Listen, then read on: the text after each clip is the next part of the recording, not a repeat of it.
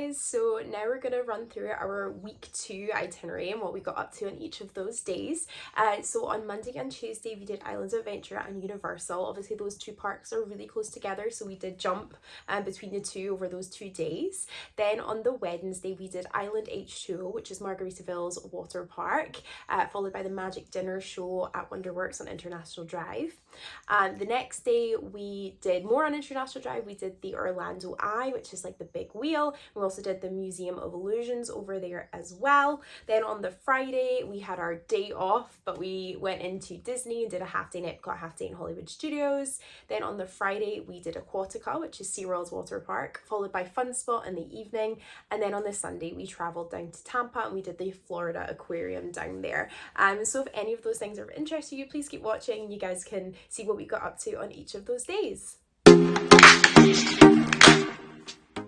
On Monday and Tuesday of week 2, we were in Universal and Islands of Adventure. As those two parks are really close together, we did jump a lot between the two, so I'm including them as kind of one day that I can speak about. We were a Universal resort guest, which means we got to get into the park 30 minutes early. We had an express pass, which let us obviously kind of skip all the lines for all of the parks. But Velocicoaster and Hagrid's was not included in the express pass, so getting that 30 minutes in early to get on Velocicoaster was really good. By the time we got off Velocicoaster, the park had opened and the Hagrid's line was really long, so we did wait later in the day to do that one because they do go down later in the day. Our first day, we focused a bit more on the chiller ones, not the big kind of thrill coasters. My mum, because she went on Velocicoaster in the morning, did have a little bit of motion sickness from that, so we decided to have a bit more of a chill day the first day. And then on the second day, one of my friends who lived in Orlando came with us and we did a full roller coaster day so my mum could set all those out and not feel too sick. So yeah, it was just a really great day. Also, CityWalk is obviously attached to Universal and Islands of Adventure, so we did get to go out and try some of the food and drink options that's on CityWalk as well, including Cowfish, which is probably one of my new favourite restaurants. And I got the bacon double cheeseburger ushi, which is like burger sushi and the California rolls, and it was absolutely incredible. So yeah, take a look at some of the things we got up to on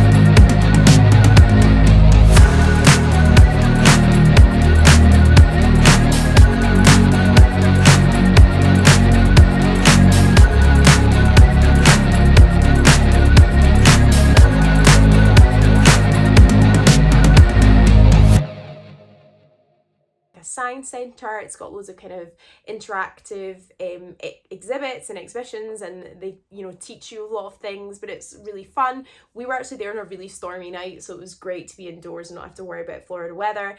And then the dinner show, you had like unlimited pizza, salad, beer and wine. And yeah, just a really great one, especially if you're looking for something to avoid the Florida weather. Totally recommend. So yeah, take a look at what we got up to at Island H2O and at WonderWorks.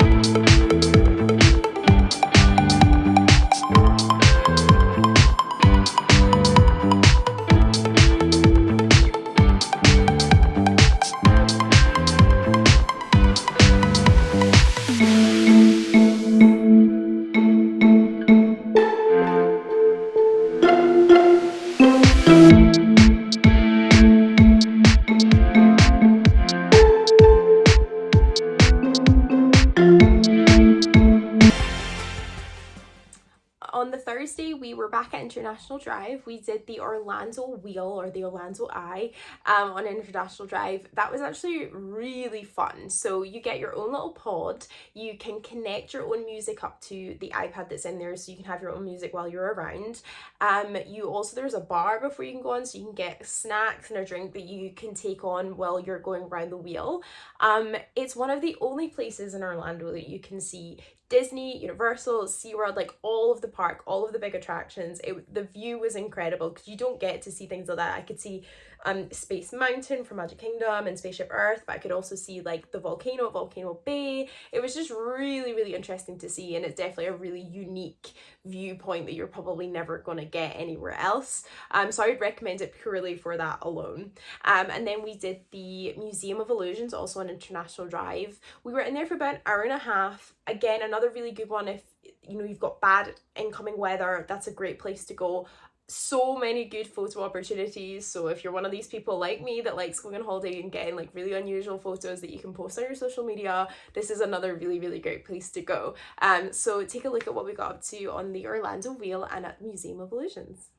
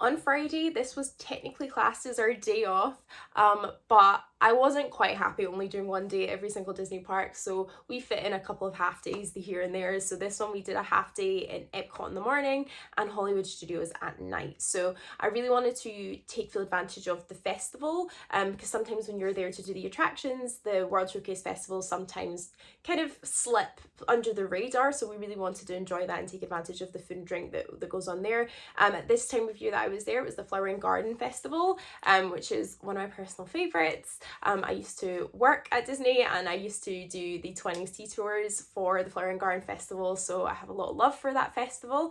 And then we went over and we did Hollywood Studios. One of the main reasons we actually slipped in a Disney day was because this was one of the only days that I could get a reservation for Oga's Cantina, which is the bar that is at Galaxy's Edge. So we fit that in, so that was why we kind of rejigged our schedule around that. But yeah, we didn't really do a lot of attractions that day. It was mainly just, again, walking about, enjoying being there, taking photos and videos. So yeah, take a look at what we got up to on our EPCOT and Hollywood Studios.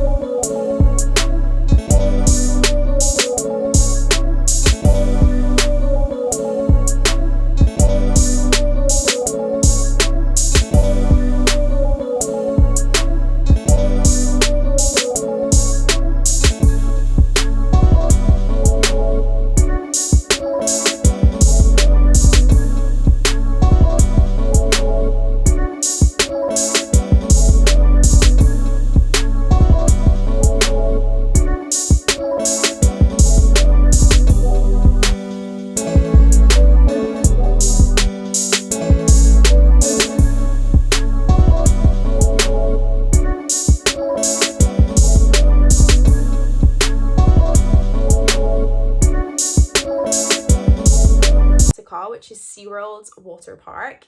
They actually gave us a private cabana as well as an express pass, and also the dining package as well. So it was a really luxurious day, just the cabana for me and my mum, as well as like all the food that we wanted, and all the express stuff as well. It was a really, really great day.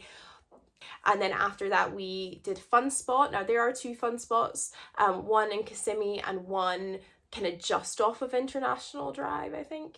And we went to that one. The main reason was because that's kind of where we were at that point. If we'd done it early in the trip when we were staying up at Kissimmee with the villa, we would have gone to the Kissimmee one. And we got to do some really amazing kind of rides, loads of go-kart options if you're a big go-kart person. Fun Spot, I think, had 4 different tracks that you could do while you were out there, which was really good. And I also found Dole Whip there as well, so really, really great and worth the visit. So take a look at what we got up to those days.